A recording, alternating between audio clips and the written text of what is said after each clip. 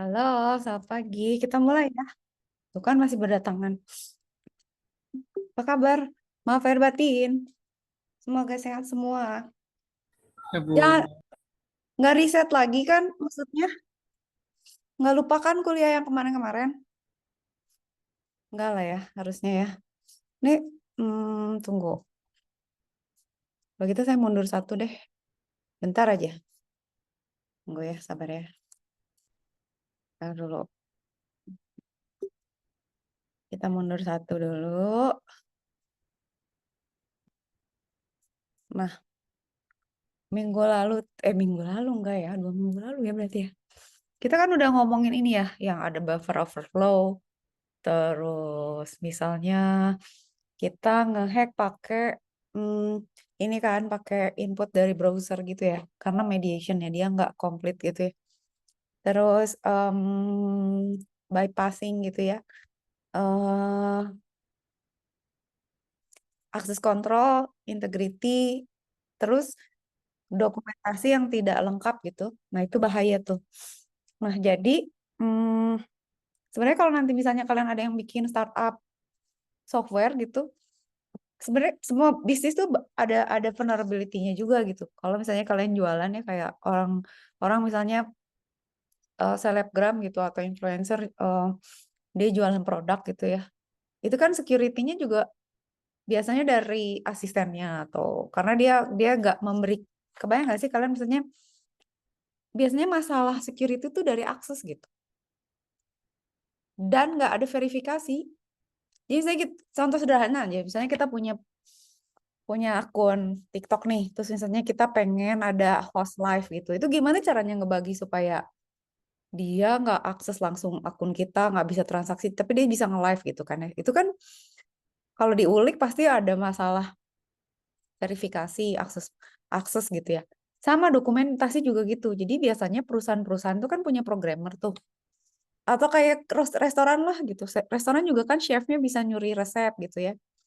Kalau di perusahaan atau di eh, apa namanya ya yang misalnya atau institusi lah gitu itu programmernya tuh harusnya memang tanda tangan NDA gitu karena dia tahu akses loh, tahu akses ke sistemnya. Jadi ini juga penting gitu, kalian kalau nanti punya perusahaan software gitu itu dipastikan secara hukum tuh terlindungi gitu, terus secara prosedur juga aman. Karena kalau misalnya gitu ya, ada kita punya programmer nih, terus kita bikin plugin nih misalnya, kalian punya perusahaan gede nih misalnya. Coba pasti ada kasusnya deh. Terus ada programmernya yang nyimpan ini dokumentasinya nggak dia kasih tahu ke orang, dia nyimpan backdoor buat dia hack di kemudian hari gitu. Nah biasanya tuh yang tahu tahu misalnya, kok dia bisa login ke server, kok dia tahu ada ini ada itu gitu ya. Orang dalam juga kayak kalau secara fisik orang yang pernah kerja di situ gitu. Nah gitu ya. Jadi ini tuh banyak banget. Tapi ini saya nggak mau cerita dulu yang terlalu teknikal, tapi itu yang saya lupa sampaikan minggu-minggu lalu. Nah, sekarang sekarang eh, kalau bangsa virus tuh kan udah saya jelasin ya, virus. Terus gimana cara bikin virus.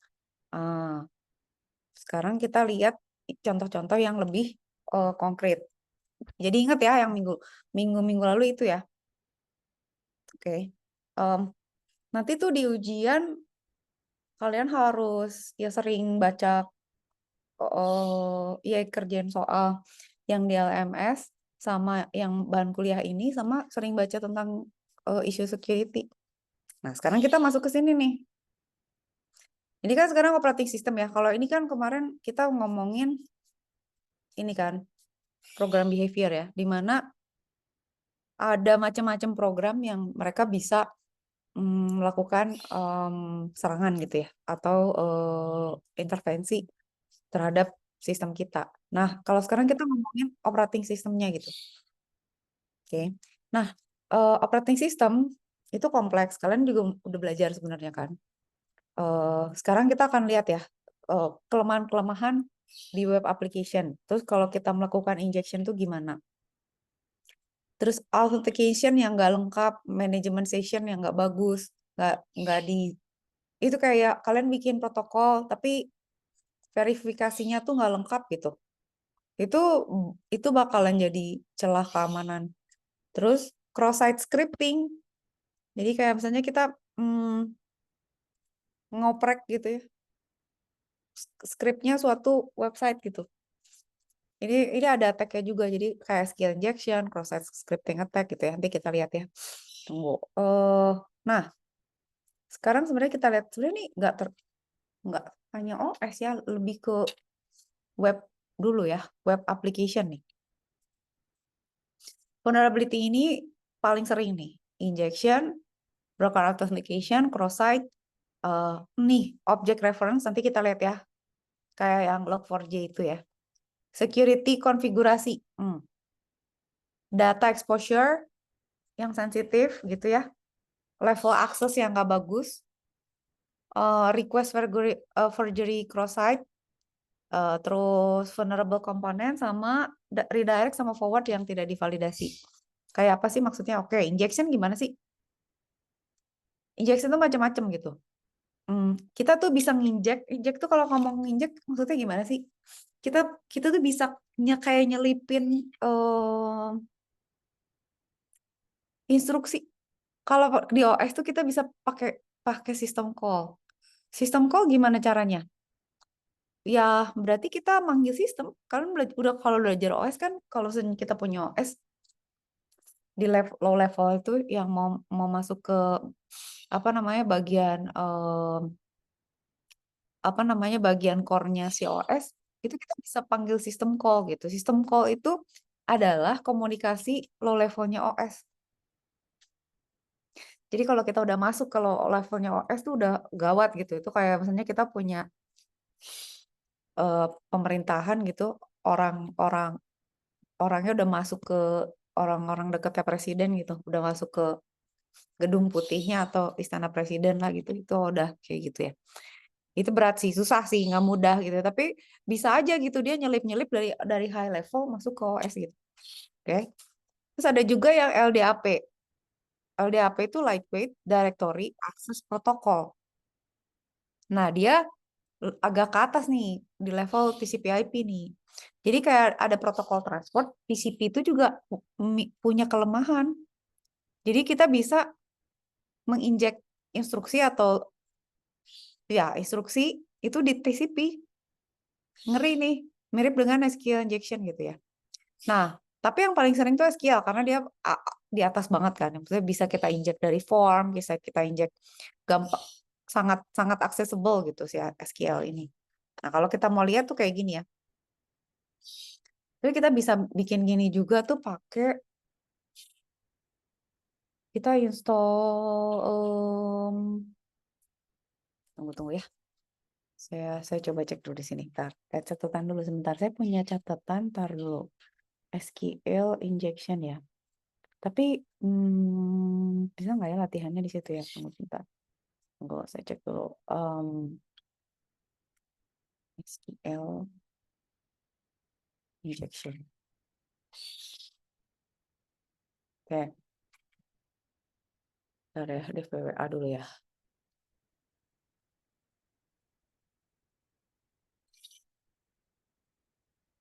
Nah, sebenarnya kalau kita bisa install Kali Linux, di Kali Linux tuh kita bisa nginstall Dame Vulnerable Web App nih, DVWA. Tapi kita harus, jadi kalian tuh install dulu VirtualBox, terus Kali Linux. Terus di atasnya tuh kita install si DVWA ini gitu. Cara nginstall DVWA tuh macam-macam sih. Nih ya, saya pernah bikin, jadi pakai SMPP. Jadi kalian kebayang nggak? Install dulu virtual machine gitu ya, virtual machine.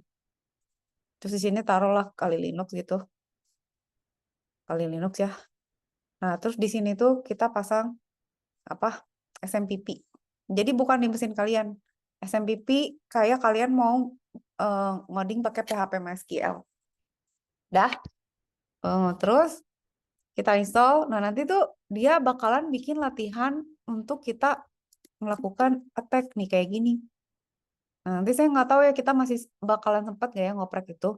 Tapi, nah nanti bisa kayak gini kita latihan gitu. Nah, ini adalah contoh kalau kita melakukan SQL injection di VWA gitu. Ini kan ada form kan. Injection tuh maksudnya gimana sih? Kita tuh bisa masukin. Ini kalau kalian belajar apa namanya SQL gitu ya, bahasa SQL, query gitu. Ini kan bahasa query nih. Ini kan query nih sebenarnya. Kalau saat kalian querying gitu ya, query, ini kan pasti kita baca nih dari input CFAM, OWASP gitu ya. Itu tuh nanti query-nya bentuknya gini, select from user, asal kita tahu nama tabelnya ya. Select from apa nama tabelnya, di mana user ID-nya adalah CFAM dan password-nya adalah OWASP gitu ya. Nah, sebelum SQL injection tuh biasanya orang suka mancing-mancing dulu, kayak masukin dulu aja apa gitu, variabel angka yang nggak sesuai atau gede banget atau gimana gitu ya. Supaya ada sistem error tuh. Kalau ada error tuh biasanya kelihatan tuh. Dia bilang nih DB-nya apa, tabelnya apa. Nah, udah gitu bisa kita injek.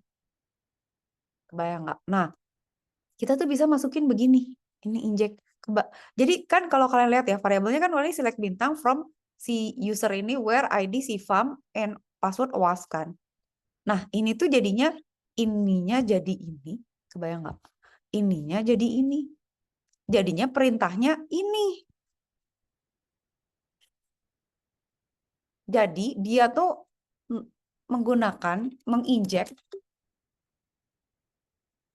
em, apa ya istilahnya ya, query atau instruksi, tapi sama dia variabelnya diganti.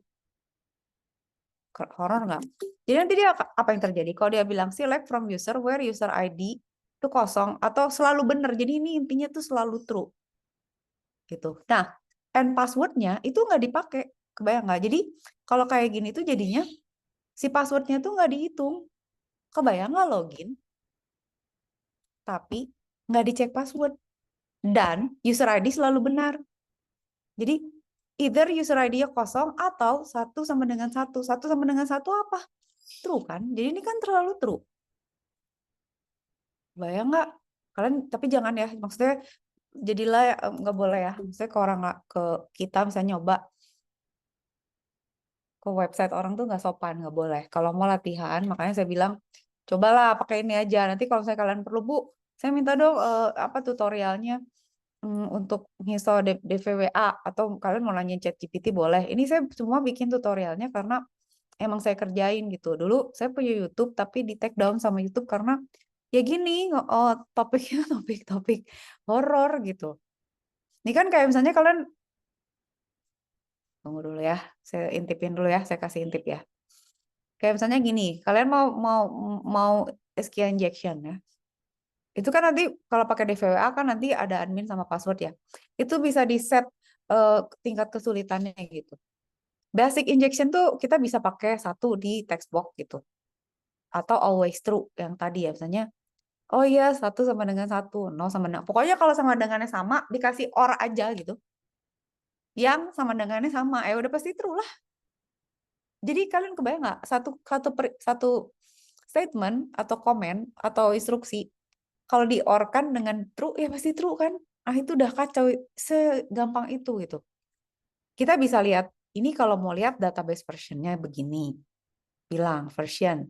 Kita mau tahu data data usernya ini, nama database-nya pakai ini, gitu ya. Jadi kita bisa pakai kita union table-nya, terus kita mau lihat gitu. Apa? Karena biasanya tuh dari apa namanya dari version database-nya kita tahu sih base tables-nya tuh apa gitu, strukturnya kayak gimana. Kita bisa lihat information skema ini kalau sampai muncul, berarti apa? Kalian bisa lihat strukturnya gitu. Kalau kalian udah tahu strukturnya, misalnya, oh kita ngebobol servernya perusahaan apa gitu ya. Kalau kita tahu strukturnya ada tabel apa aja gitu kan.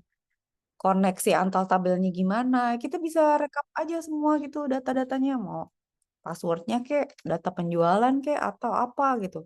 Kita bisa tampilin user tables-nya, bisa tambahin dan sebagai dan sebag dan sebagainya gitu ya. Terus kita bisa juga bikin ya bisa akses ke hash filenya passwordnya gitu. Terus kita save ke file. Nah, terus bisa kita attack pakai John the Ripper.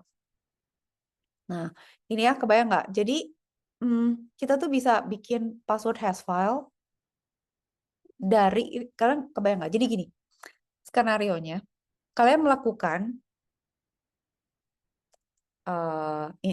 SQL injection. Terus kan dapat tablesnya kan. Terus kalian bisa ngambil hash passwordnya dia. Oke. Hashnya kita ambil.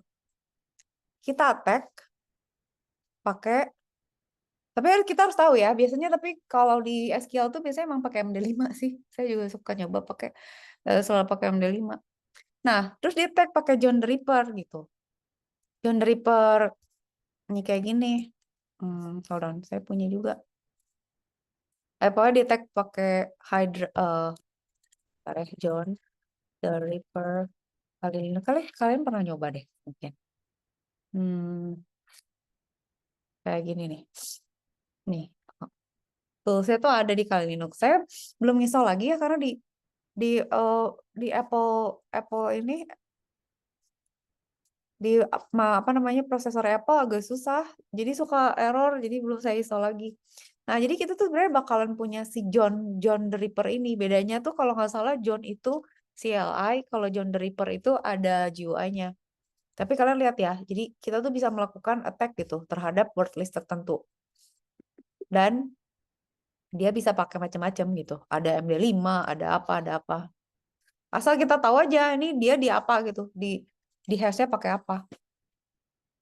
Bisa kita attack pakai John ini. Jadi kebayangkan, jadi attack apa namanya, apa ya, rundownnya bukan rundownnya ya, langkah-langkahnya tuh gitu. Jadi kita attack itu, kita curi mana sih catatan saya ini ya. Terus kita attack, nah dapat deh kita username mama. You can see all the username and the password. Horror kan, maksudnya ya udah gitu kayak kayak saya kalau misalnya orang mau SQL injection aja ke websitenya perbankan modar kan itu keluar semua data user, makanya data nasabah atau data misalnya, tapi masa sih KPU segitunya gitu kan, rasanya kayak gak mungkin juga gitu. Saya data pemilu atau data misalnya data rumah sakit atau data ya bersekolah gitu ya. Ya gitu, itu dia sangat sangat bahaya gitu.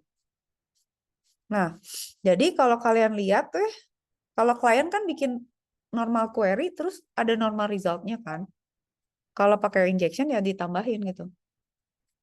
Jadi dia akan memberikan info yang tidak seharusnya gitu. Nah, sebenarnya bisa bisa kita ini ya, uh, kita kasih akses kontrol di mana inputnya tuh selalu kita cek gitu. Tidak boleh ada eh tidak bisa tidak, bentuknya tuh nggak bisa atau misalnya dia masukin ya, misalnya bisa aja sih kita cek nih ya, contohnya gini. How to avoid SQL injection. Ini ya, misalnya ini ya. Hmm, harus saya tunjukin dulu. Jadi gimana caranya supaya dia nggak bisa numpang masukin parameter ke kode kita gitu. Jadi selalu dicek, anatominya kan selalu begini. Ya dibuat jangan anatominya gini gitu. Karena pasti biasanya select apa from double apa, where username apa, passwordnya apa, selalu gitu. Jadi ya kita bisa ganti aja parameternya gitu. Nah, ini agak-agak teknikal ya, kayak misalnya ya udah pakai store procedure itu di SQL-nya gitu ya. Atau pakai prepared statement. Jadi kalau di SQL tuh ada statement yang emang udah sama dia di encapsulate, nggak bisa di itu lagi, nggak bisa diinjek. Jadi udah satu bundle gitu. Itu bisa gitu di secara coding. Nah, atau kita bisa juga at least gitu taruh di sini ada nggak ya? Kita filter nih kayak gini. Lalu lu ada scriptnya nggak gitu? Jadi kita sanitize dulu nih inputnya mengandung script nggak? Ya kan? Jadi ada spesial karakter nggak? Kan kalau misalnya nama sama password ya ada spesial karakter sih, tapi dia tidak membentuk suatu apa ya, nggak bentuk suatu kode atau apa ya, snippet gitu ya, snippet kode. Jadi kita bisa bisa bisa bisa sanitize dengan mengecek ini inputnya berbentuk kayak instruksi atau bukan gitu. Tapi emang harus diinterpret dulu gitu. Jadi dicek dulu ini. Jadi bukan langsung dieksekut, dicek dulu. Nanti kalian lihat ya, di contoh-contoh lain tuh selalu gitu. Jadi pada saat kita mengeksekut, sistem kita mengeksekut tanpa dilakukan verifikasi, itu dah. Soalnya biasanya kan di running otomatis ya. Nah, itu yang bahaya. Atau database code-nya kita restrict ya, kayak tadi ya, pakai stored procedure, pakai prepared statement, atau aksesnya kita batasin gitu. Jadi nggak bisa lah dikasih firewall, jadi nggak bisa langsung akses ke table. Nah, jadi apa misalnya kalian punya arsitekturnya, itu nggak langsung dari luar bisa masuk ke form ke tabel ke server kita pakai form, dipasangin dulu firewall. Jadi di filter dulu. Terus diupdate lah OS-nya dan lain sebagainya gitu ya. Macam-macam gitu. Tapi kebayangkan kira-kira gitu. Oke. Jadi nanti kita bisa akses bisa kontrol inputnya. Nah, itu sampai situ oke ya. Terus maka dari mendeteksi ya udah biasanya kan kita cek ya pola serangan tuh kayak gimana ya. Kalau kayak gitu-gitu terus kita tahu ya itu dimasukin. Sebenarnya bisa pakai machine learning juga gitu. Jadi kita bisa tahu pola nih. Ini pola attack nih biasanya kalau jaringan tuh bentuknya begini nih dia mau ngetek nih gitu ya. Pola inputnya juga bisa kita baca. Terus nanti kalau misalnya dia masukin input yang kira-kira bahaya gitu ya, kita bisa rewrite itu gitu. Jadi nggak mau nulis yang dia mau gitu. Apa namanya? Kayak ada template-nya gitu. Jadi dia, gue nggak bisa yang ngerubah gitu. Gitu. Oke. Dah. Ini mana? Oke. Pertahanan. Bisa defensif, bisa testing ya, testing injectionnya, bisa divalidasi inputnya. Ini agak susah ya, caranya mau macam-macam. Pokoknya intinya kita analisis gitu, kita cek selalu gitu. Ini ada source code nggak di dalam apapun. Pokoknya begitu ada pintu tuh difilter dulu aja. Nah, filternya tuh bisa macam-macam gitu. Bisa datanya kita cek, bisa kita secara jaringan kita firewall dulu. Jadi yang bisa masuk ke kita tuh difilter dulu. Bisa secara database-nya juga dibatasin aksesnya gitu. Oke, jadi gitulah kira-kira ya. Tapi emang web itu paling ngeri. Nah, sekarang kita lihat. Broken authentication ini lebih jauh ya dari yang kemarin, dari minggu-minggu lalu. Broken authentication dan session management itu penting karena pada saat, saya ingat gak pernah cerita ke kalian kan, misalnya saya connect nih ke WiFi, saya mau login ke bank gitu ya. Terus saya authenticate nih. Terus kalian melakukan replay attack gitu. Kalian tahu, kalian somehow udah bisa connect ke WiFi yang saya pakai gitu ya. Terus kalian tahu, kalian bisa nyuri paket data yang saya pakai buat authentication gitu. Terus kalian bisa misalnya, kita juga bisa, saya udah pernah nyoba gitu. Kalian buat saya disconnect nih. Terus kalian nyuri tadi paket yang saya pakai buat authentication, buat masuk lagi ke WiFi saya gitu. Nah, itu tuh jatuhnya jadi kayak broken authentication dan session management gitu. Jadi si WiFi-nya tuh nggak tahu bahwa lah ini udah ganti orang gitu. Kalian kebayang nggak sih kayak ada orang mau masuk rumah, orangnya dipukul, terus kita ambil kuncinya dia, terus kita masuk, tapi orang rumahnya nggak tahu itu tuh bukan orang yang harusnya masuk gitu. Kebayang? Udah ganti orang. Kan kata dia, tadi kan lu udah dapet password untuk masuk atau lu kan udah punya kunci masuk. Berarti kan yang lu gitu dong gitu. Nah, si orang yang di rumah tuh nggak tahu kalau itu orangnya bukan, dan dia nggak cek lagi gitu. Kebayang. Nah, ini yang biasanya jadi kelemahan. Nih ya, kayak gini kan. Penyerang dapat berpura-pura menjadi pengguna sah. Nah, kalau yang saya coba pakai WiFi itu, setelah saya take over kan, misalnya kayak saya udah masuk ke rumah, ya udah atau masuk ke bank, atau masuk ke koneksinya dia. Misalnya si orang ini lagi login ke BCA gitu ya. Terus sama kita ditendang, terus kita yang jadi bisa masuk ke sana gitu pakai authentication-nya dia gitu. Sebenarnya bisa gimana coba? Sebenarnya BCA bisa kasih kan saya session management nih. Nih orang kita catat MAC address-nya atau gimana caranya kalau beda gitu. Saya udah beberapa saat kok jadi beda, ini orangnya beda ya gitu. Jadi kita selalu ngecek gitu kayak misalnya walaupun kita nggak tahu orangnya secara visual gitu, misalnya kita selalu ngecek ini tadi saya kirim token Bapak terima nggak gitu misalnya. Kalau dia nggak bisa ngasih berarti lu bukan dia gitu. Atau kasih verifikasi lagi ke device-nya dia gitu. Atau ada cara misalnya mendeteksi misalnya disconnect atau gimana. Intinya gitu, ini banget loh. Ini tuh karena dia kadang gitu ya, karena dia di apa ya terlalu teknikal,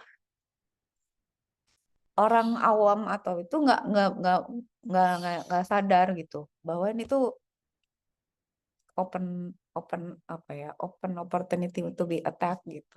Nah biasanya kan yang kita kejar tuh username sama password kan, tapi sebenarnya kita bisa nyuri paket juga. Ya jadi misalnya kita tahu nih paket data yang ini nih yang membuat verifikasi gitu. Nah, kalau verifikasinya cuma begitu, satu satu kotak ini ya udah di replay attack aja. Nah, harusnya selain selain misalnya kayak ada paket data untuk verifikasi, harus juga ada challenge lagi gitu. Ingat gak yang kita belajar protokol? Misalnya kayak ada, lu kirim lagi session key lagi gitu, atau ya udah public key, private key lo apa? Nanti kalau nggak cocok kan misalnya orangnya ganti, lu misalnya kayak gini ya, saya replay attack, saya nyuri saya wifi nih. Saya ngambil koneksi orang lain gitu. Saya pakai paket datanya. Jadi saya jadi connect kan ke WiFi. Nah, si WiFi ini harusnya juga ngecek gitu. Coba lagi dong lu sekarang kasih private key lo atau kasih data gitu ya, pakai session key. Kalau jadi nggak cocok berarti ini orang siapa gitu. Karena private key-nya jadi nggak sama, nggak cocok sama public key-nya gitu. Kebayang nggak? Gitu ya.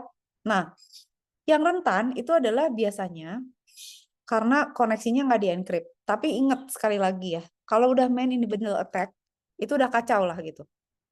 Mau dienkripsi ke, mau nggak dienkripsi, kalau orangnya ada di tengah, ya udah gitu. Misalnya antara dua titik gitu ya, antara A sama B.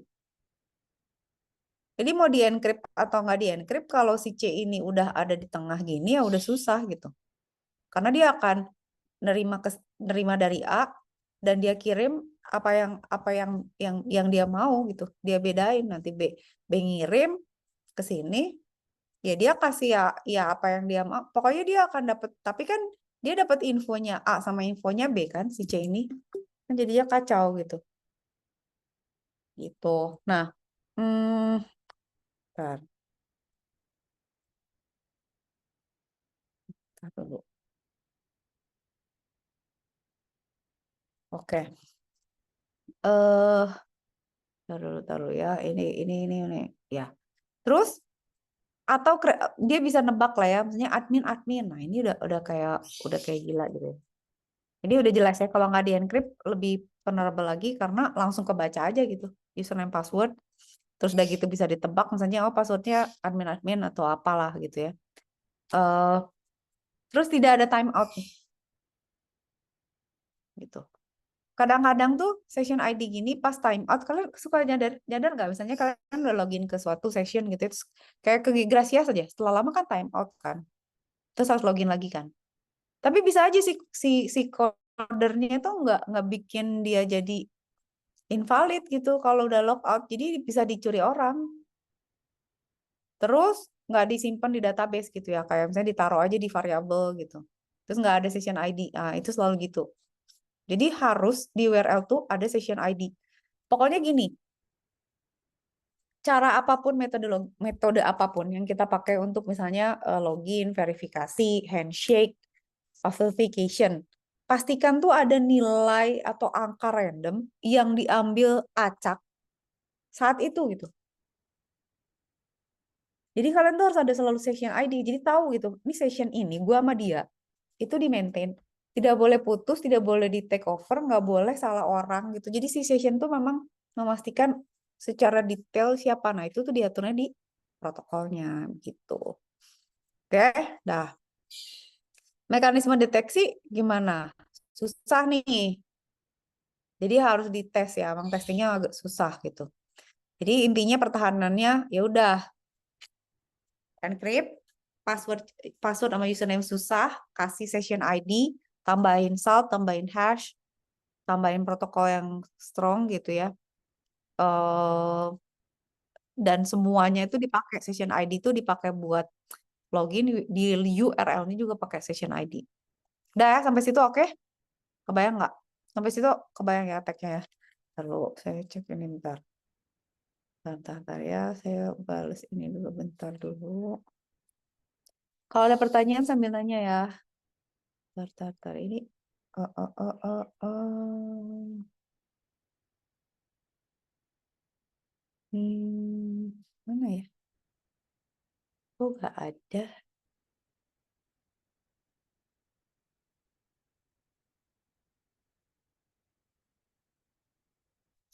Tunggu.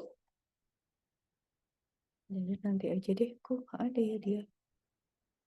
Di mana dia jawabnya ya? Hmm. Oh, ini.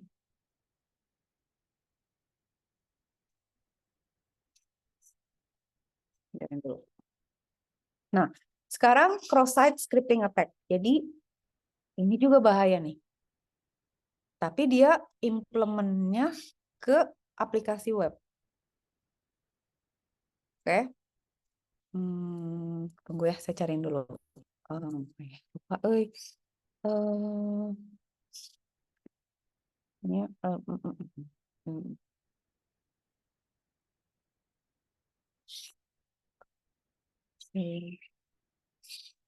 oke, salah. NFT website. Oke.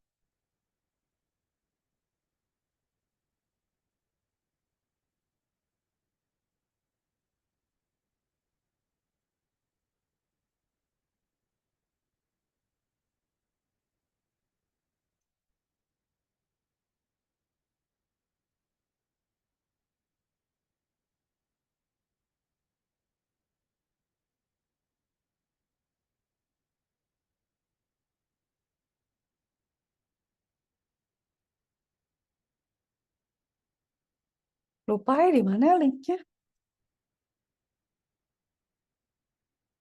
Hmm,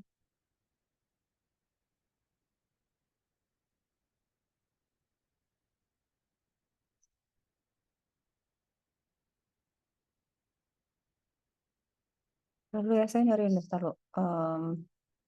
OpenSea deh kalau nggak salah. Ntar lo bukan OpenSea deh. Kalian ingat ya? Oh, ini deh. Ntar lo cek. Oh ini, nah ini.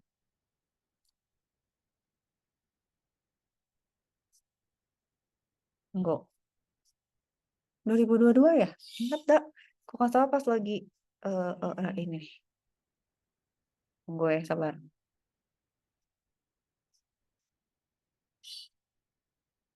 Ini ngerti ngeri nih sampai sampai ke Ethereum-nya. Nah, ini dia bisa ngehack sampai sini nih, sampai ke kontraknya. Oke, ntar saya cari dulu kasusnya bentar ya. Ini apa?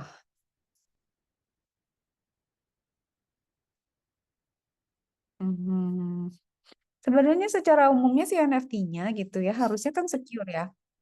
Blockchain tuh harusnya secure. Cuman yang eh, lemah itu webnya.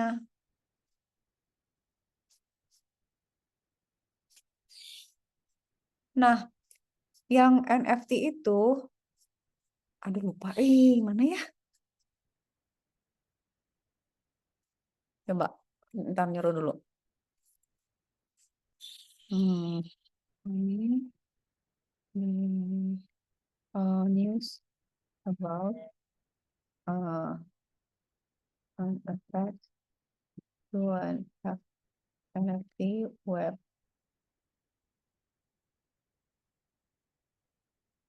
Ya,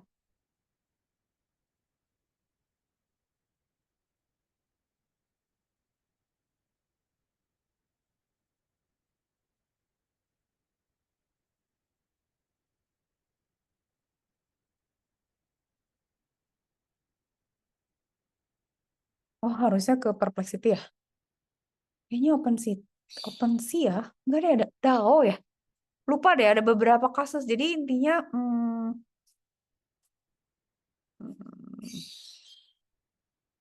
nih ya, udahlah kita lihat dulu ya. Nih kayak gini ya. Oh, nih yang Februari 2002, OpenSea ini kan kalian tahu kan marketplace. Jadi marketplace-nya NFT. Jadi NFT tuh kalian tahu kan aset aset yang bentuknya misalnya boleh gambar, boleh screenshot atau muka gitu kan. Dulu ada yang dia jualan NFT kan, dia jadi NFT. NFT itu sebenarnya artinya dia tuh dia dijadikan aset yang bentuknya bisa diperjualbelikan gitu dan bisa boleh banyak juga ada kopinya. Tapi nanti tuh ada kayak apa ya istilahnya ya, ID atau apa bahwa itu tuh punya kita gitu. Jadi misalnya kalian bikin ngejual misalnya, gue mau bikin misalnya outfit outfit hari ini tuh jadi NFT, ada nggak ya beli bisa kali gitu nggak ngerti. Saya juga nggak ngerti nih kenapa orang beli. Tapi biasanya yang jualan NFT tuh kayak misalnya aset buat game gitu. Jadi kayak, gue pengen dong punya Pokemon yang ini bentuknya NFT. Kebayang? Nah, apa sih itu marketplace buat naruh si NFT ini. Tapi dia tuh ditaruhnya di website gitu. Nah, eh apa namanya si attacker itu bisa ngetek gitu ya, hmm, bikin dia akses ke NFT mereka gitu. Nah, si OpenSea nggak merasa bahwa website dia yang vulnerable gitu, tapi bisa jadi eh jadi jadi gini loh, kebayang nggak? Ini kan phishing attack ya. Si attackernya tuh dia bisa pura-pura jadi OpenSea supaya orang-orang masuk ke websitenya dia, terus dia transaction gitu. Bayang nggak? Tapi bukan di OpenSea yang benar. Jadi kata OpenSea ya kayak kemarin loh, BCA juga bilang kan, bukan gue yang nggak secure, tapi ada orang phishing pakai SMS sama nomornya BCA. Jadi BCA-nya aman, nggak apa-apa gitu, cuman usernya ketipu. Itu kan kayak misalnya gini, kalian misalnya ada orang pakai picture profile saya nih, misalnya pun nggak pakai nomor saya, pakai picture profile saya, terus saya bilang ke kalian, saya handphone hilang, saya ganti nomor nih, ini Bu Marisa, boleh nggak kalian tolong apa gitu misalnya, saya boleh pinjem nggak login kalian misalnya gitu, atau ya itulah, itu kan phishing ya, pura-pura. Tapi intinya gitu ya, kita lihat dulu. Nah ini kayak gini ya, ada yang pakai Discord server nih, tapi selalu ada link. Iya Mai, nggak bisa, hati-hati ya. Malicious link ini tuh selalu ke ke ke server, selalu gitu, selalu. Nah, jadi ya udah kalau dia udah masuk ke link itu, transaksinya ketahuan kan segalanya gitu ya. Ya bisa dicuri gitu. Kacau kan. Terus ini DAO ya, si DAO itu dia NFT marketplace juga, tapi dia itu lebih ke ini agak lebih susah nih. Jadi kalau blockchain itu kan ada smart contract ya, di mana blockchain itu jadi gini, kalian kebayang nggak blockchain? Apa sih bedanya Bitcoin sama blockchain? By the way, boleh ini dulu nggak? Hmm, Warning dulu ke kalian ya. Jadi kan kita tuh sekarang dolar berapa sih? Kita cek yuk. Saham berapa sekarang? Kan ngomongin security termasuk security kehidupan kita ya nggak sih? Benar nggak? Kalian gini, kalian itu kan sekarang mahasiswa ya. Tapi kalian udah bisa bikin tindakan prevention dari sekarang gitu.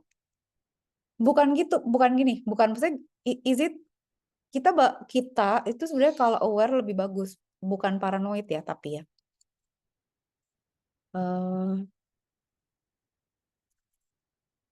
Bentar dulu.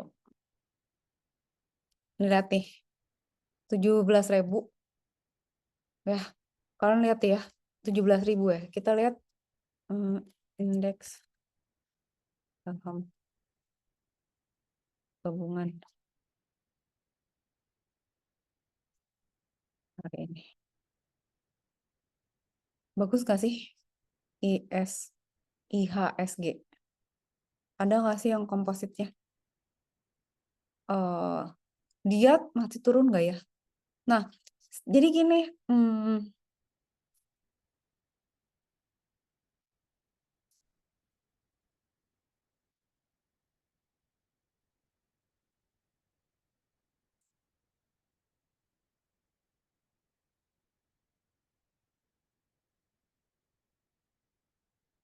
Oke, sekarang gini ya, mana sih yang jelasnya? Kok nggak bisa di saya benar-benar segala pun. Tapi ini saham turun, dolar turun. Saya kalau jadi kemana-mana ya. Eh, Kalian tuh harus sekarang tuh yang pertama harus survival dulu ya. Kan kalian masih kuliah. Kalau menurut saya, kalian mulai sekarang nabung. Jangan jangan terlalu banyak spending.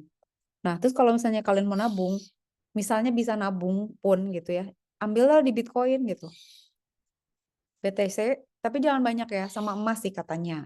Itu kalau kalian mau nabung. Tapi sebenarnya kalian nabung cash aja dulu. Paling nggak berhemat gitu, jangan terlalu banyak spending. Nggak, ini mah beneran aja, maksudnya buat jaga-jaga. Kalau misalnya nggak krisis, alhamdulillah. Tapi kalau krisis, kalian kaya gitu. Maksudnya paling nggak kelep gitu ya. Satu itu, nabung. Cut spending, kalau bisa income sama spending udah aman gitu ya. Jadi satu, save dulu uang kalian, gimana caranya? Pengeluaran harus lebih kecil daripada pendapatan. Dah. Jadi jangan jangan sisa tapi sisihin dulu. Jadi simpen dulu, sisanya baru dipakai yang lain gitu. Jangan jangan nabungnya sisa, tapi harus bisa saving lah. Sebisa mungkin lah dikasih, saya kasih uang jajan. Kedua, cari kerja, cari side hustle aja, apapun gitu. Saya juga sambil cari-cari juga, misalnya kayak em, terus nyarinya jangan Indonesia lagi, soalnya kita kan resesi nih. Orang tuh holding money gitu, mereka nggak mau buang uang gitu. Jadi kalian kalau bisa cari kerjaan yang duitnya dolar, entah itu di Upwork, di freelancer atau apapun. Jadi kita kan sama sama Amerika tuh, kalau import ke Amerika kan dikasih 32% tuh, kena 32%.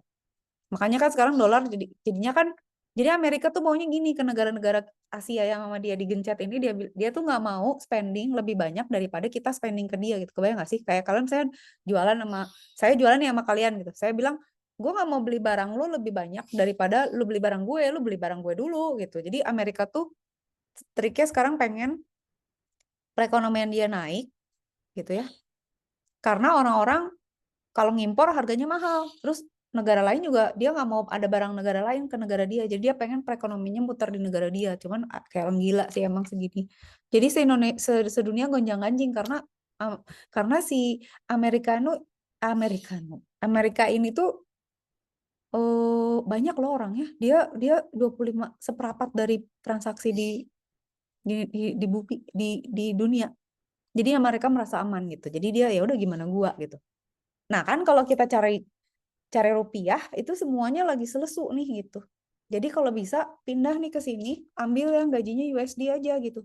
Nggak tahu gimana caranya kalian lari ke situ. Nah, karena apa itu? Karena ini apa namanya? Karena kita lagi ngomongin security ya.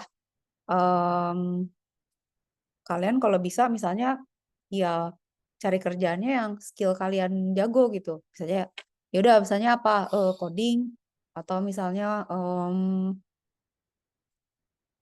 bikin secure website, anything lah, tapi mulai dari sekarang ya. Jadi ini omat aja.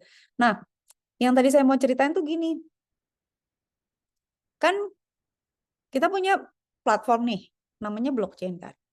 Ini ngomongin security ya, blockchain. Blockchain itu adalah suatu struktur di mana kita punya suatu suatu arsitektur, kita tuh punya node-node gitu ya. Di mana node-node ini tuh saling melakukan transaksi kan. Kebayang nggak? Jadi dia bertransaksi lah gitu. Nah, setiap ada transaksi, setiap node yang lainnya tuh tahu gitu. Kayak ibu-ibu arisan misalnya, oh yang menang arisan si ibu ini gitu. Semua ibu-ibu arisan tahu kan. Nggak mungkin bisa tiba-tiba yang menang ibu A, tiba-tiba yang menang jadi ibu B gitu. Nanti yang lain kok di catatan saya nggak sama gitu. Nah, blockchain itu secure tuh karena kalau lu mau ngehack blockchain, lu harus ngehack semuanya. Dan dia tuh kalau ada transaksi kan namanya blockchain kan.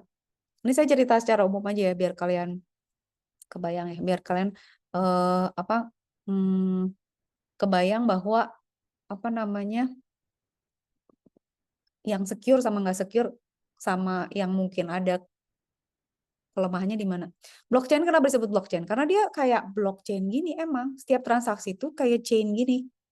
Nah, setiap kali ada transaksi itu diketahui semua node dan semua node punya catatan, kebayang nggak? Terus setiap transaksi itu mengandung transaksi sebelumnya di encrypt. Jadi nanti ke sana ke bawah lagi. Jadi kebayang kalau kalian mau ngehack transaksi yang ini, itu kalian harus ngehack dari sininya juga gitu. Semuanya tuh mundur dihack ulang. Misalnya udah banyak transaksi nih, tiba-tiba kalian mau merubah transaksi yang mana gitu. Wah, itu kalian harus ngebongkar atau kalian ngehack dari si blockchain ini itu punya struktur di mana dia punya namanya smart contract. Smart contract ini tuh udah ada di sistemnya gitu. Di mana itu kayak governance-nya. Jadi jalan otomatis, kebayang nggak sih? Jadi si blockchain itu udah punya kayak code yang dia akan ngerunning. Misalnya apa nih blockchain-nya misalnya tentang transaksi uang, itu dia akan nyatet gitu. Ya udah kalau dia transfer ke dia berarti duitnya pindah ke dia. Kalau duitnya nggak cukup berarti nggak bisa transfer. Kalau misalnya gitu, jadi tergantung smart contract-nya misalnya buat apa. Atau misalnya smart contract buat petani kopi gitu ya. Si blockchain-nya tuh nanti tahu, oh nih orang beli dari petani yang itu, kodenya sekian, duitnya berarti masuk ke petani yang itu gitu. Atau misalnya, oh ini investor. Investor itu dia nginvest ke sini sama ke sini. Berarti kalau ini untung dia dapat gitu. Kebayang otomatis gitu semuanya. Jadi kita sebenarnya bisa ngehack smart contract itu susah juga gitu. Kalau smart contract ya udah dihack itu gawat tuh. Itu kayak menghack undang-undang gitu kayak. Jadi aturan se-blockchain itu sama dia di bypass. Nah, itu susah. Kebayang ya? Nah, di atas blockchain itu kan macam-macam juga gitu. Ada blockchain ya. Terus ada Bitcoin. Nah, Bitcoin itu implementasi dari blockchain, kebayang nggak? Gitu ya. Jadi mereka running di atas blockchain. Jadi transaksi ini tuh jalannya di atas blockchain. Jadi either vulnerability gitu ya. Kalau ini bukan ngomongin kurs duit ya, tapi aplikasi yang jalan di atas blockchain. Ada NFT gitu ya. Kebayang. Dan lain sebagainya. Jadi BTC, Bitcoin itu adalah suatu produk dari blockchain. Oke. Harusnya udah ngerti deh ya kalian ya. Dan NFT juga produk dari blockchain juga. Nah, Bu, kenapa misalnya BTC tuh ada mata uang yang beda-beda? Misalnya kenapa ada Ethereum, ada yang lain gitu ya. Ada USDT. Itu mereka pakai platform blockchain itu beda gitu. Nggak semua pakai platform blockchain yang sama. Kalau misalnya Tellyu mau bikin lokal blockchain gitu buat Tellyu aja juga boleh gitu. Nggak tergantung sama yang umum. Boleh. Iya, iya. Belum Atala. Tapi udah mulai. Sebenarnya gini, sebenarnya lebih kita harus takutin sih AI sebenarnya. AI sebenarnya. Kalau gini Atala, kalau misalnya saya quantum komputer itu sebenarnya udah ada, tapi belum diimplement. Karena apa? Karena secara resource itu belum memungkinkan. Jadi resource komputasi kita belum ngejar tuh ke quantum komputer. Jadi masih mahal. Itu tuh seperti AI zaman dulu. Kalian kebayang nggak? AI zaman dulu kan kita belum punya dong ChatGPT. Kenapa? Orang dia ngitung XOR aja bodoh gitu. Kenapa bodoh? Karena nggak ada mesinnya gitu. Nah, begitu teknologi maju, teknologi ya hardware silikon, terus kita punya teori-teori yang tadinya nggak bisa diimplement jadi bisa, gitu ya. Storage jadi besar, prosesor jadi kenceng gitu. Bisa akhirnya jadi AI kan? Maksudnya, kita sekarang jadi punya ChatGPT, kita punya cloud, gara-gara teknologinya udah naik, komputer resource-nya udah bisa gitu. Nah, si ini juga mendekati nih si quantum komputer ini juga nanti ya. Katanya sih 5 sampai 5 tahunan, 10 tahun lagi deh. Tapi nggak apa-apa Atala. Jadi nanti ya kalau misalnya kan itu selalu bersiklus kan. Jadi kalau nanti saatnya udah ada cyber quantum computing, berarti ya security-nya harus di-upgrade. Gimana caranya kita bikin security yang tahan terhadap quantum komputer gitu aja. Kayak zaman dulu kan kalau attack-attack-nya security misalnya, ada orang suka nyuri nyuri rahasia ngintip gitu. Ya udah diumpetin gitu, misalnya dikasih cap lilin atau ditaruh di kepala orang terus rumput. Ya gitulah ya pakai steganografi gitu. Setelah berkembang kan semuanya juga berkembang. Ih bagus Atala bertanya. Terima kasih.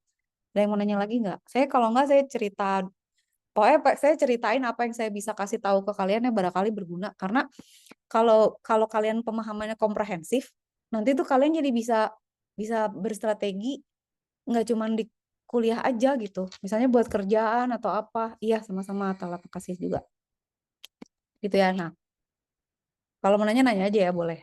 Nah, si NFT ini ada di atas blockchain kan. Nah, blockchain itu kan ada macam-macam ya. Kenapa mata uang BTC itu ada macam-macam? Karena dia beda-beda gitu. Platform blockchainnya tuh beda-beda. Jadi kayak kalian kebayang kakak misalnya, gue suka nih belanja di toko ini. Kenapa ya? Karena layout tokonya gue suka gitu. Terus produknya gue suka gitu. Kebayang nggak? Jadi sama-sama supermarket tapi mereka beda. Nah, ini juga blockchainnya beda-beda. Nah, blockchain yang beda-beda tuh teknologinya beda gitu. Kayak misalnya ada yang mahal, uang gas transaksinya mahal, ada yang lambat banget, ada kan macam-macam gitu lah ya. Jadi si blockchain ini itulah suatu teknologi yang memungkinkan kita membuat teknologi lain di atasnya, termasuk mata uang gitu ya. Nah, si NFT ini kan sebenarnya juga implementasi dari blockchain di mana dia jualan jualan aset kan, ada aset, terus kita bisa jual dan transaksinya harusnya secure. Yang nggak secure itu adalah jika website penjualan NFT-nya tuh ditaruh di web app. Web app-nya kayak punya kita tadi, inget nggak secure database-nya, apa sih, inputnya nggak disanitize gitu. Kalian kebayang nggak sih? Nggak di, soalnya kan website-nya gitu-gitu aja ya. Misalnya, nih ya, kalau melihat website OpenSea, misalnya, tapi dia harusnya secure juga sih sama OpenSea website-nya mana sih? OpenSea ini ya? Taruh dulu OpenSea. Nah ini kan website-nya gini aja sih gitu kan. Di mana kalian bisa login gitu ya. Terus di sini kan mana nih yang koleksi yang mau dibeli. Sebenarnya kan kayak Tokopedia ya nggak sih? Cuman dia running transaksinya pakai duit blockchain dan dia runningnya di back end-nya tuh atau di bawahnya tuh blockchain. Tapi dia tetap web app gitu. Jadi kalau misalnya kalian ngomong blockchain secure Bu, tapi kok bisa dihack? Iya, soalnya kalau sistem lu bahkan bisa ngehack orangnya gitu. Nah, itu yang dangerous tuh gitu. Makanya kita tuh berantem sama orang banyak gitu. Sebenarnya kita juga nggak cuma berantem sama orang sih sekarang. Berantem sama negara, berantem sama teman sendiri, berantem sama pinjol. Udah stres lah pokoknya hidup ini. Parahan terlalu. Nggak bisa di scroll ntar.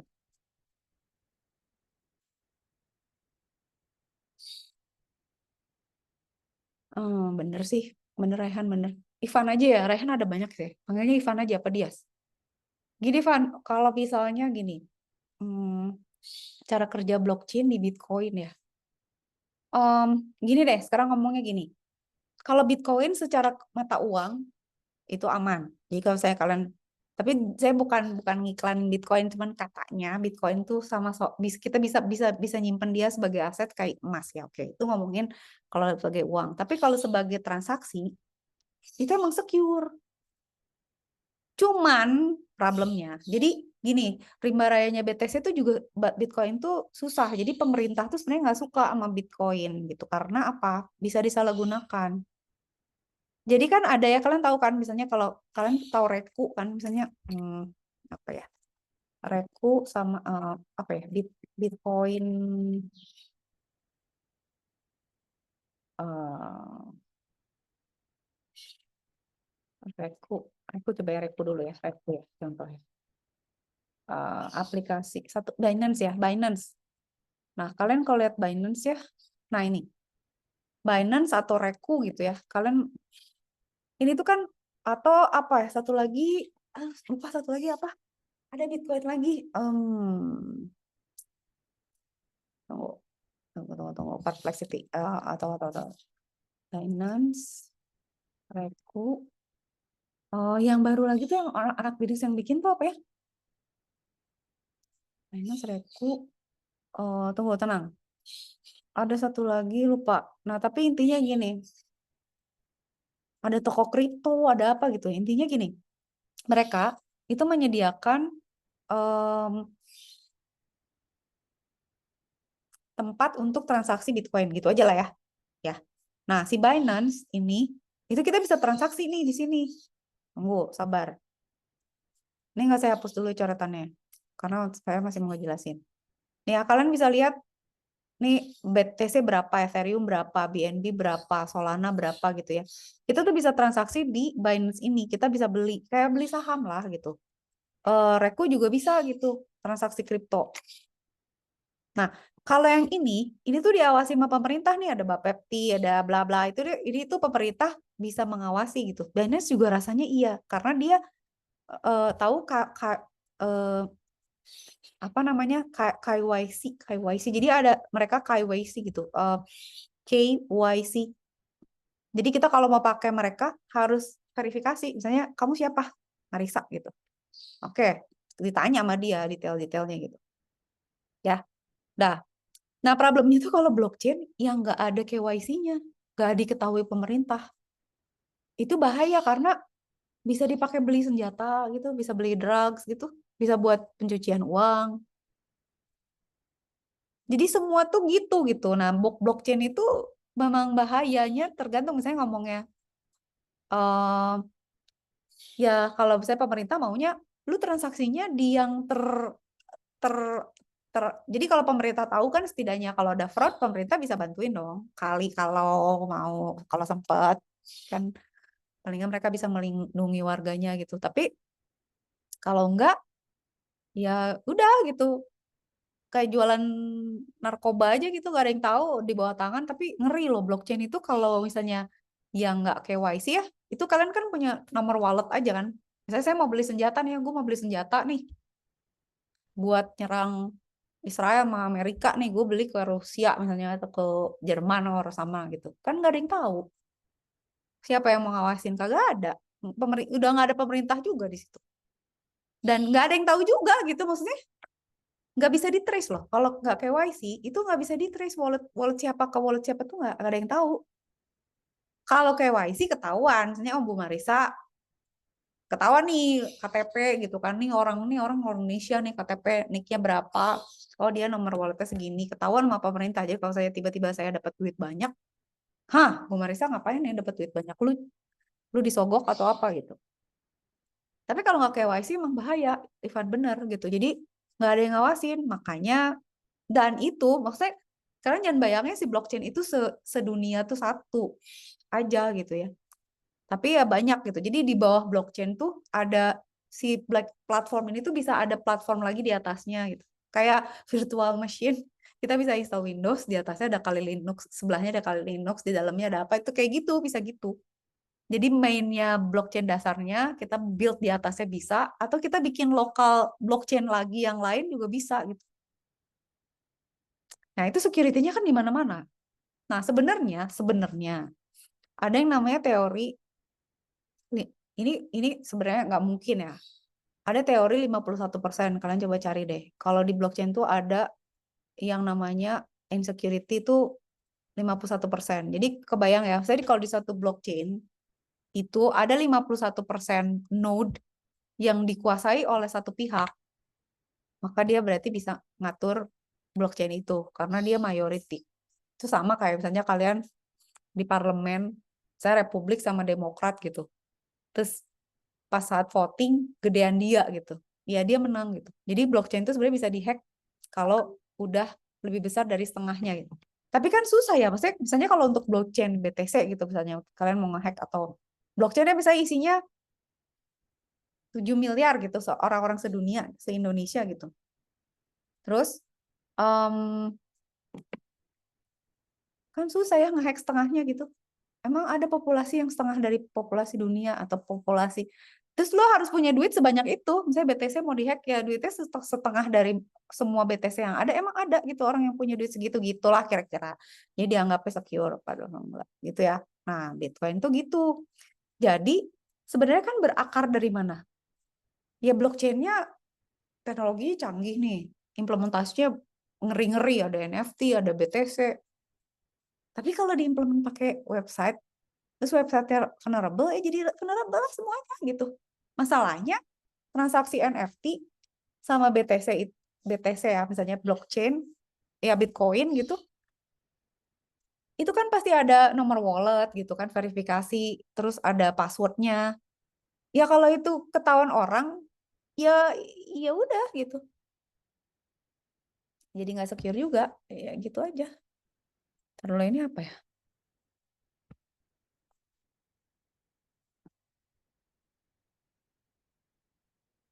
Kasihan.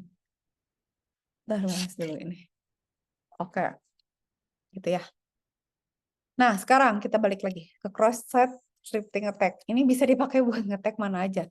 Jadi kalian bayangin kalau saya kalian mau lebih jago lagi ngehack website NFT atau blockchain atau apapun gitu, bisa jadi mereka vulnerable gitu ya. Maksudnya, nah kalau misalnya kalian jago, sebenarnya kalian bisa cari kerja, kalian justru yang nge-securein website-website, minta dibayar mahal.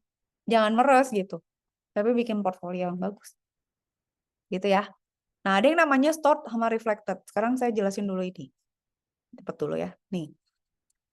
Jadi kalau ada website, ini website kan. Ini kan ada visitor biasa kan, gitu ya. Ini ada orang jahatnya gitu ya. Dia tuh tahu bahwa website ini vulnerable. Dia bisa nginjek script. Injek script itu gimana Bu? Yang kayak tadi bisa pakai SQL script atau kita masukin ke JavaScript-nya. Atau kalau dulu ada applet ya, kalau di Java tuh ada applet tuh bisa jalan sendiri di websitenya gitu. Jadi dia kayak langsung running aja gitu.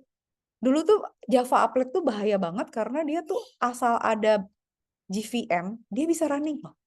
Padahal setiap website tuh punya JVM, Java Virtual Machine.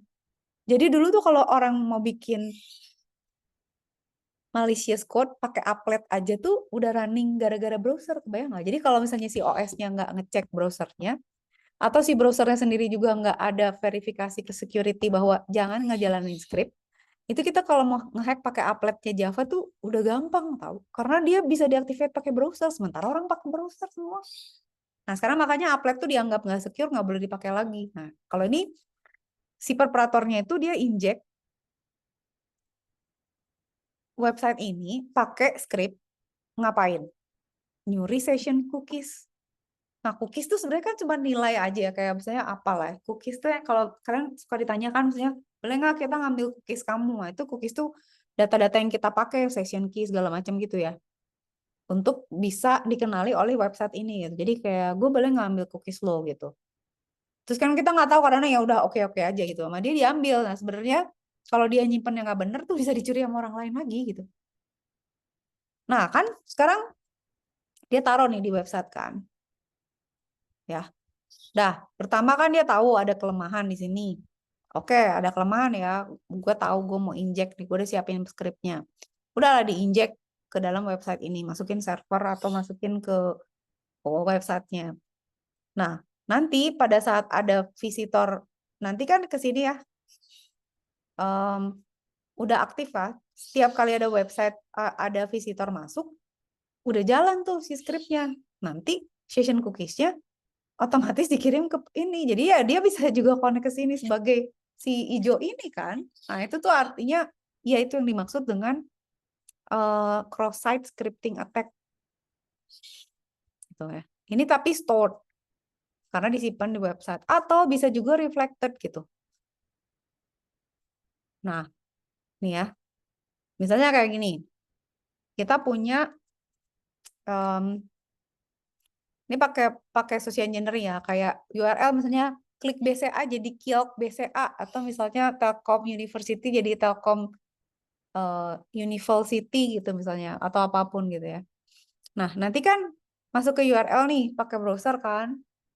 Nah, terus nanti si browser ini tuh siapa ya si URL ini tuh nanti request ke server itu uh, requestnya tuh ada data maliciousnya gitu.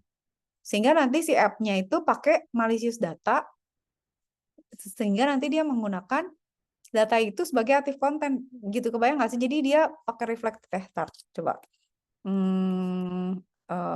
start coba ya saya bikinin lebih gampang ya. Ntar dulu. Uh, Stored, explain, stored and reflected cross site scripting attack with diagram and examples.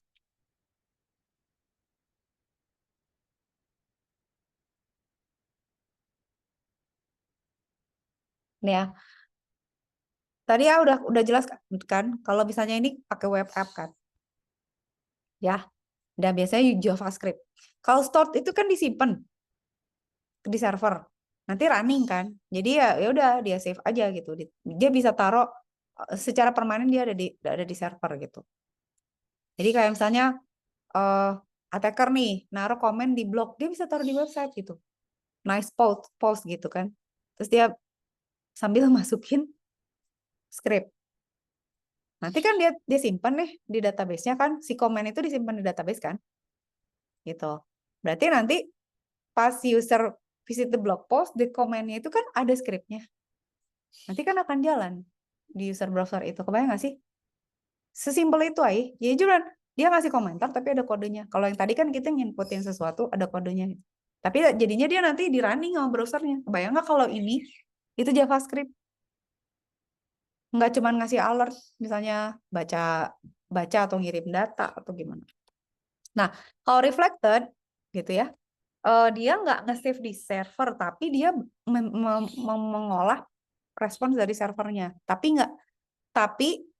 yang nggak divalidate gitu. Jadi kayak misalnya, oke, attacker dia kasih link ya, terus si link malicious gitu. Nanti si korbannya kan bakal ngeklik, gitu kan? Eh, linknya itu ada scriptnya di URL-nya gitu. Oke, nanti kan si web app-nya itu kan akan memberikan respons. Nah, nanti berarti kan responsnya itu jalan di browser si korban gitu. Bayang nggak sih? Contoh, misalnya gini. Dia bikin link ya, kayak gini. Terus dia kirim lewat email. Nah, terus kan ya kayak tadi ya. Cuman kan kalau tadi kan ditaruh di servernya. Kalau ini tuh dari responsnya gitu. Nah, misalnya kita bilang ya, oke, dia kirim lewat email. Terus si web app itu nggak disanitize gitu. Dia langsung nge-search apapun yang dimasukin, dia kan bilang, tolong dong search script ini gitu. Nah, dia tuh nggak nge-sanitize bahwa, ini tuh sebenarnya bukan sesuatu string atau apa, tapi ini dia nggak cek itu gitu. Lah, ya kalau misalnya itu nggak disanitize, dia kan akan menampilkan, website akan menampilkan apapun yang dicari kan.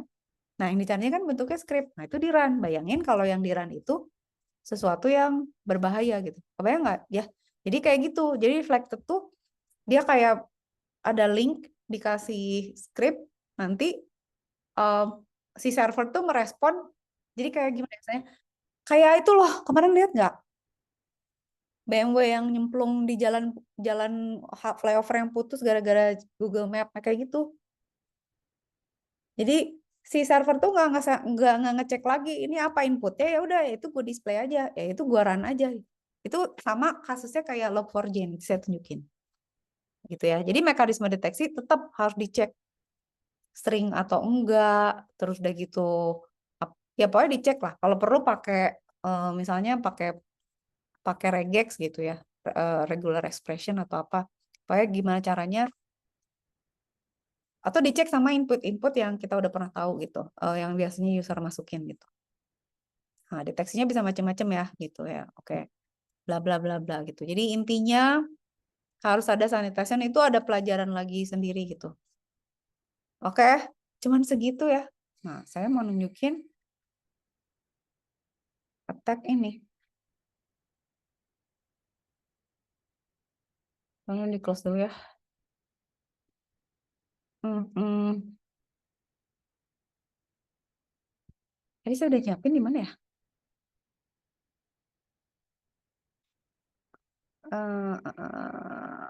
Oh, di sini gitu. Enggak,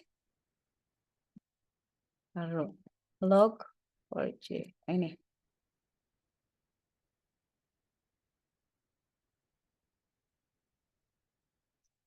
Tapi nggak mau yang ini. Log 4j effect explanation with diagrams. Tapi lupa ya di mana, oi. Nah, ini deh.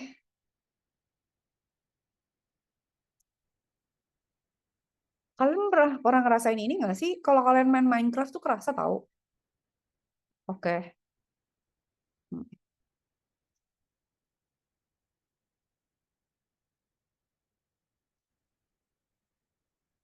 Nih ya, ada payload ya namanya. Payload tuh biasanya kita kirim kalau kita mau ngehack sesuatu spesifik dengan parameter yang kita hack gitu. Hold on. Saya pengen cari dulu ya. Ini aja dulu. Log 4G attack.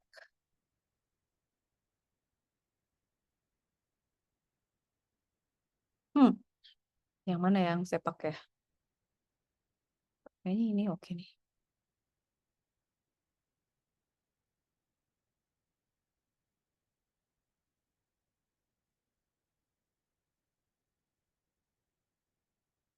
Aduh, kecil banget. Ya lah, mana kebaca. Di mana ya nyarinya ya? Tunggu kabar ya. Kok nggak ada. Nanti ini aja deh. Ini.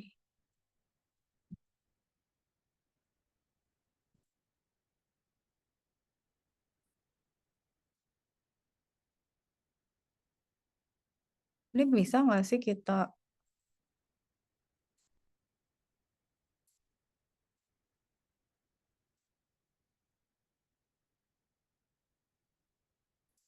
Gini deh, intinya. Sabar ya. Kecil gini nggak? Kemarin kan gede ya. Nih, ini kalian bisa lihat nggak? Secara umum aja ya. Jadi Log4j itu adalah service ya. Service buat logging. Jadi orang tuh banyak pakai dia untuk melakukan log. Jadi kayak nyimpan data transaksi atau ada yang log apapun lah gitu. Nah, problemnya si Log4j ini itu open source. Dan yang ngerjain itu cuma satu orang gitu. Jadi nggak berbayar. Jadi kalau dia mau kerjain dia kerjain, kalau enggak gitu. Dia maintainnya tuh voluntarily gitu. Jadi dia nggak terlalu ngurusin security-nya ya. Pokoknya dia ada. Tapi yang pakai tuh banyak gitu. Oke? Nah, bayangin misalnya gini. Ini ada attacker kan di sini. Nah, ini victimnya nih si vulnerable servernya. Itu dia bisa attack pak dia masukinnya gini. Masukin jadi intinya gini, si logging ini itu dia menyimpan log untuk banyak service gitu ya. Kayak Minecraft atau apapun yang pakai Java 4J ini tuh yang melakukan logging pakai pakai ini akan terimpact karena dia bisa numpangin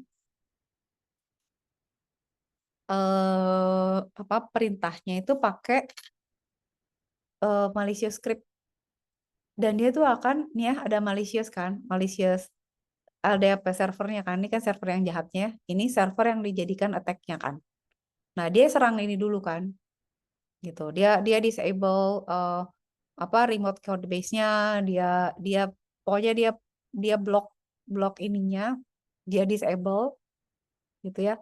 Terus dia patch nih pakai eh perintah sesuatu supaya si ini tuh nanti dia bisa menjalankan script yang dia mau gitu. Jadi intinya gini, secara pendeknya gini. uh, Log4j attack itu adalah kita bisa bisa membuat suatu server tuh ngejalanin script kita secara remote. Gitu aja sih sebenarnya. Ah, tapi kok ini gini? Ya gini tuh karena framework bukan framework ya, arsitekturnya kayak gini gitu. Jadi kita harus kebetulan dia pakai Java kan. Jadi dia ngeteknya pakai frameworknya Java. Gitu, lihat. Red alert nih kata dia. Vulnerability allows complete system takeover. Jadi kebayang nggak ada server yang kita bisa suruh-suruh untuk ngejalanin script yang kita mau dari server kita. Nah, semua yang pakai Log4Shell ini semua kena gitu. Nah, sekarang sih udah di patch. Tapi ini dulu geger banget gitu karena wah, bahaya banget gitu. Tunggu ya. Saya mau nunjukin siapa aja sih yang terefek waktu itu. Nih kayak gini. Jadi dia pakai pakai Java, framework Java gitu. Tapi dia bisa dipakai untuk nyelipin. Nah, ini tuh contoh itu juga kan, scripting attack juga gitu. Jadi macam-macam eh banyak gitu ya. Makanya kalau ahli security dia harus selalu ngecek ini nih.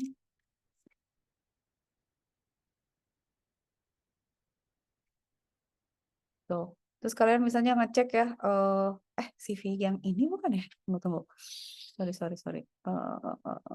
Iya,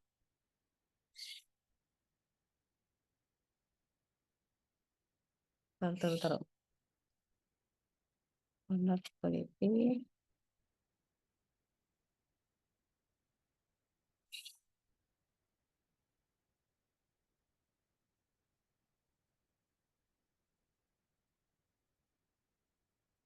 Iya loh, CVI deh kayaknya yang itu deh. Kayak kita harus sering-sering cek lah, atau di OAS juga ada gitu ya. Mana nih yang kira-kira ada vulnerability kalau saya kita kerja, si si kantor kita pakai nggak service itu gitu, karena dari service itu bisa jadi hack juga gitu.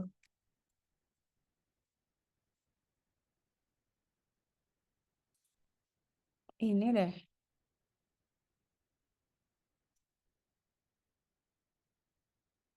Iya, ini CV yang ini deh. Takut salah aja linknya. Nah, dia tuh selalu ngecek gitu. No update tuh apa aja gitu. Jenisnya apa aja. Jadi kalau kan di sini kelihatan tuh apa aja jenisnya, ada berapa banyak, vulnerabilities-nya apa gitu. Kita bisa cari misalnya ID-nya apa, produknya apa, vendornya apa, misalnya apa gitu ya. Search search aja misalnya apa Microsoft gitu. Nggak tahu lah, saya Microsoft atau Word gitu ada nggak ya? Harusnya ada gitu ya. No phone dong. Ya pokoknya gitulah ya. Ada skornya gitu. Gitu ya. Jadi Log4j ini bahaya lah salah satunya. Saya ini, CVID-nya ini ya. 2021 tuh. Severity-nya 10. Jadi dia bisa men-trigger Java naming and directory interface lookup. Jadi dia bisa melakukan logging message. Jadi dia melakukan logging, tapi sebenarnya pas ngechat ngechat nge-save lognya itu tuh ada script bahayanya. Karena apa? Karena nggak ada authentication. Kita kirim log aja. Kayak kebayang nggak sih kalian misalnya cuma ngelog gitu, kayak misalnya orang clock in, clock out gitu. Saya ada sistem yang nyatetin kapan kita masuk masuk masuk kantor sama nggak masuk kantor.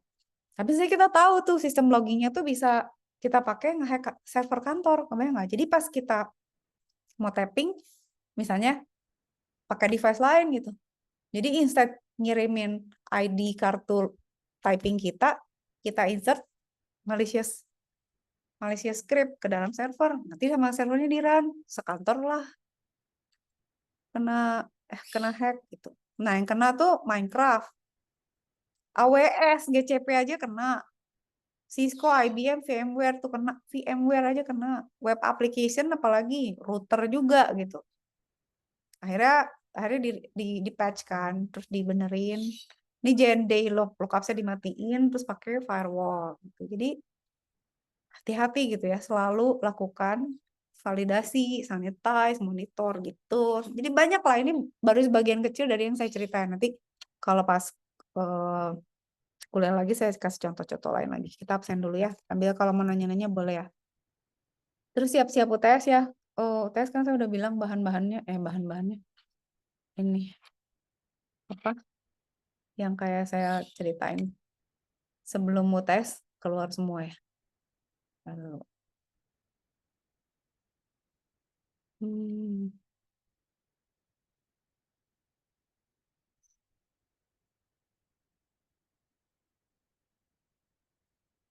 oke, close dulu. Ya, nanti ganti password ya. Ih, harus ganti dulu. Harus sabar. Terus gimana nih kayak gini? Harus hubungkan lupa sandi. Gimana? Gak bisa. Gimana sih?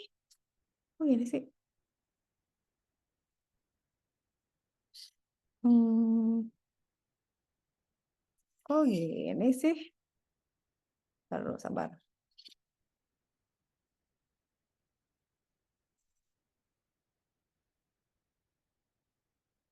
Oke, saya mencoba login dulu. Oke. Hah? Hold on.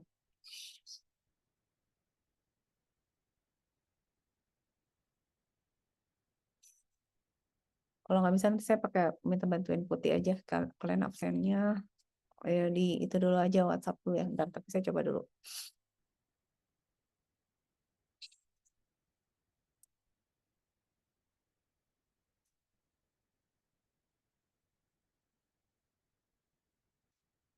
Oh tiba-tiba jadi nggak bisa masuk ya?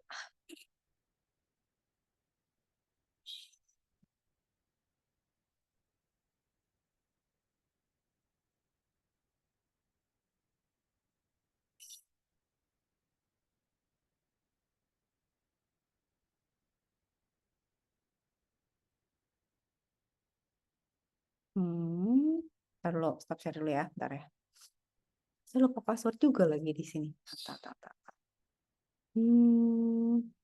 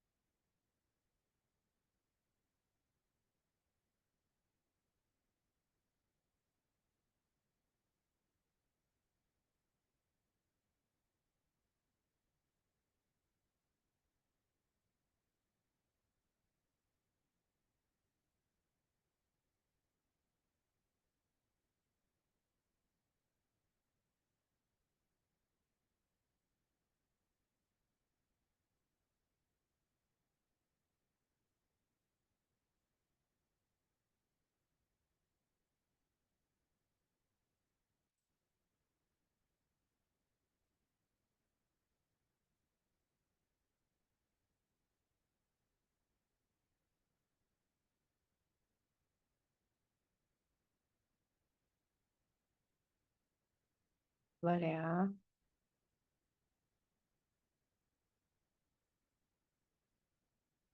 Kalau nggak bisa absennya di itu aja.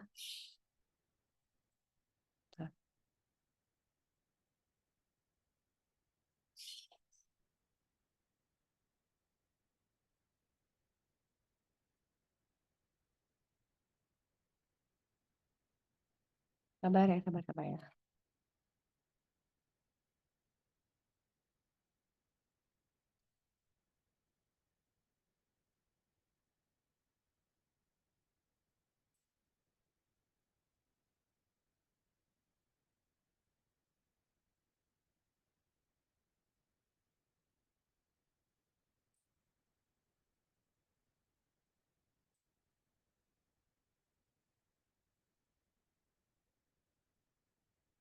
Tadi mana?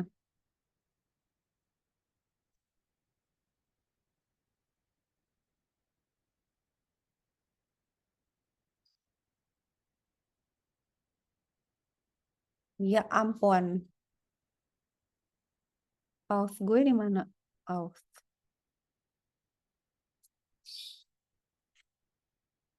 Microsoft ada ausnya, Bang.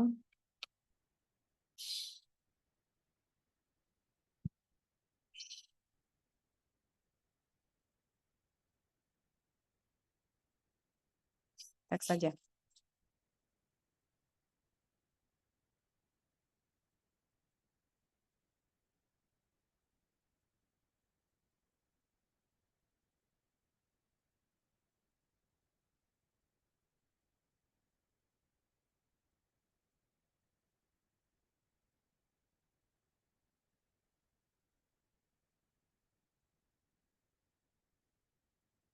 Bentar ya.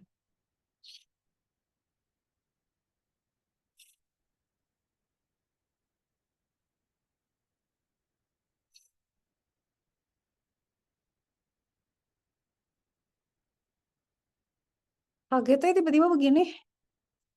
Ntar saya harus nambahin password dulu. Aduh, Mak. Sekarang jadi secure banget gara-gara terhack. Oke, apa? Bentar ya. Ini kita langsung secure menggila gini. Sabar. Konfirmasi.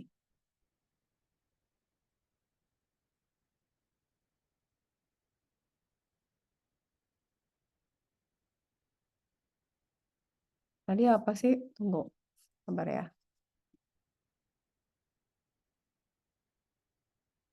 Mana tadi? em,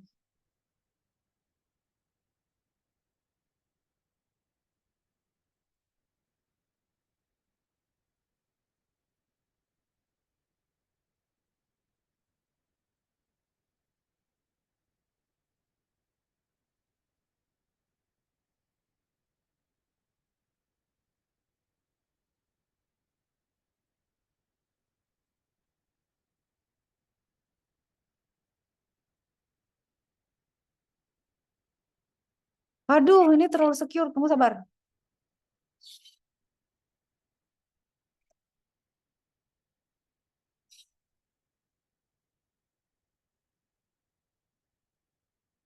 Minimal 8 karakter.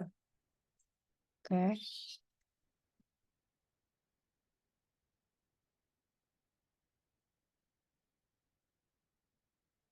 Tidak. Ntar mikirin password dulu ya, pusing.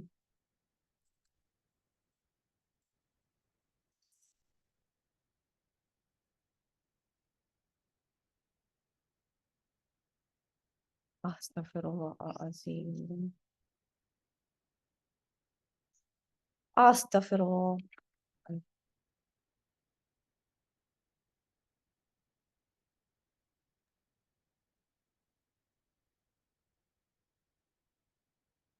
Maksimal.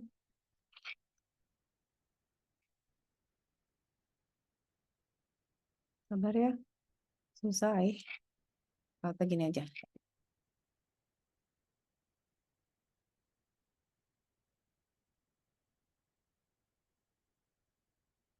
Apa sih? Harusnya berapa sih? Oh, pantesan. Sabar ya. Ada yang salah. Tes.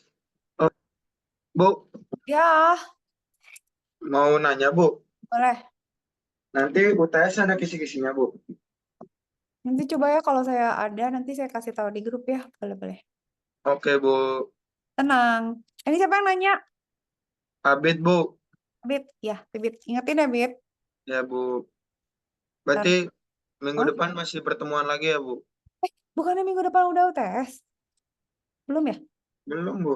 Katanya tanggal 21.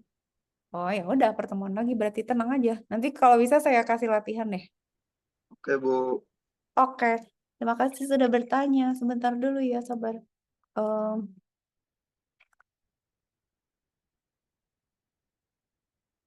Kenapa ya? Nggak bisa loh.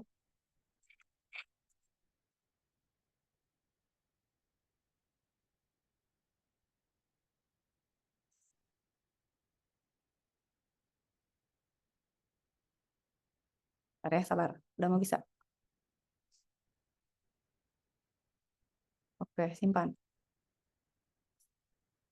Maksimal 12 karakter. Ini berapa? 1, 2, 3, 4, 5, 6, 7, 8, 9, 10. 11, 12.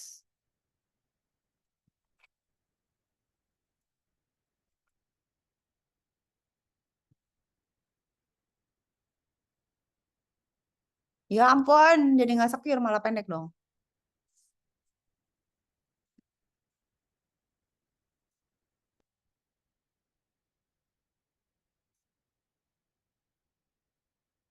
Sabar ya teman-teman, ini memang harus begini prosesnya ya. Oke, login kembali.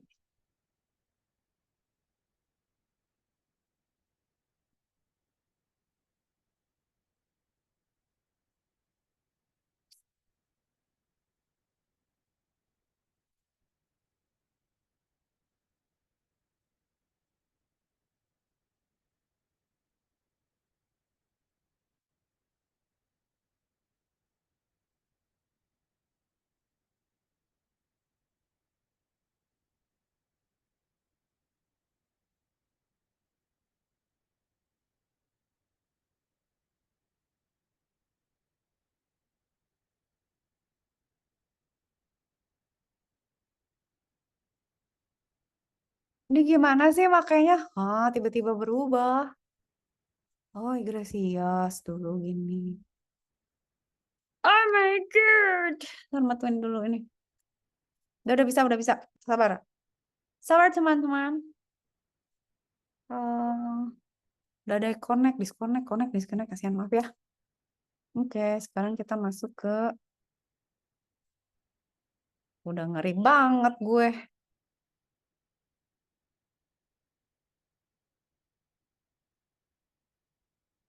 Sekarang tanggal berapa sih? 10 ya? Alamak.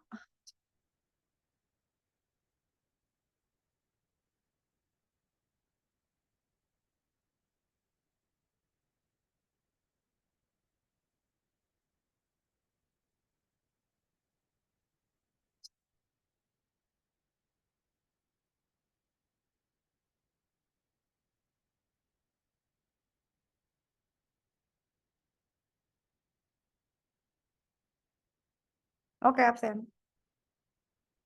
Mana dia? Mana? Ini.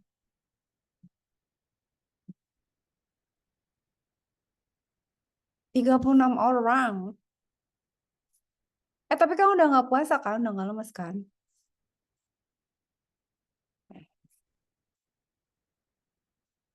Absen. Berarti ketujuh ya? Mau kan?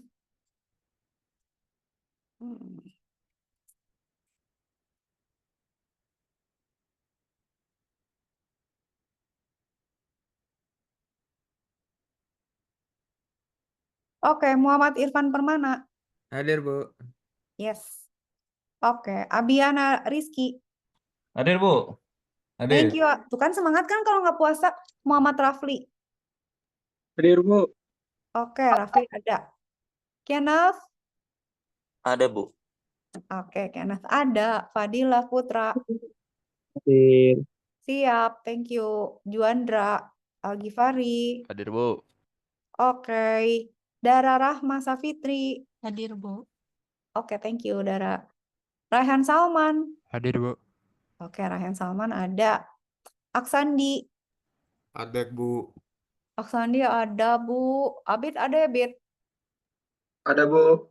Oke. Faza. Hadir, Bu. Oke. Faza Samila ada. Aditya Sami Hadir, Malik. Bu. Oke. Ngebahas banget, Dit. Faiz. Hadir, Bu. Kok jauh sih Faiz? Kemana? Avandi? Avandi nggak ada. Didrik? Hadir, Bu. Avandi ada. Ada, Bu. Ada, Bu. Didrik ada. Oke. Velma? Hadir, Bu. Velma hadir. Abdul Rashid Ridho mana? Hadir. Hadir. Jaka Kelana? Hadir, Bu. Hadir. Oke. Atala ada ya, Atala ya? Hadir, Bu. Hadir. Oke. Aisyah mana? Aisyah. Hadir. Oke. Muhammad Alfat. Hadir, Bu. Oke. Ivan ada? Hadir, Bu. Oke, thank you. Zahra mana? Hadir, Ibu. Zahra hadir. Abdul Malik? Hadir, Bu. Oke. Alif? Hadir, Bu. Alif hadir. Jihan mana Jihan? Hadir, Ibu. Oke, Jihan full power mantap. Segar. Kevin mana Kevin? Hadir, Bu. Oke, Kevin ada. Muhammad Harits. Hadir, Bu. Right. Tiora Mansyah. Hadir, Bu. Oke. Hadir, Bu. Ya. Fajri mana Fajri? Hadir, Bu. Oke. Egi. Egi. Hadir, Bu. Oh, Egi ada. Sip. Ezra ada nggak Ezra? Hadir, Bu. Ezra ada. Sultan Arif ada nggak? Hadir. Hadir, ada. Bayu Setio. Bayu. Ada, oi. Sabian? Hadir, Bu. Oke, sip, aman. Oke ya, semoga bermanfaat hari ini. Nanti berkabar lagi ya kalau saya dapat info atau apa tentang UTS ya. Nanti saya sampaikan. Terus kalau ini, kalau ada latihan UTS. Oh, Bayu Setio. Mana Bayu Setio? Oke. Gak mau nyala katanya mic-nya introvert. Oke. Sip. Stop share. Oke, thank you all. Sampai minggu depan. Makasih, Bu. Dadah. Makasih, Bu. Makasih juga, makasih Bayu, Setio semua. Bye-bye. Bye-bye.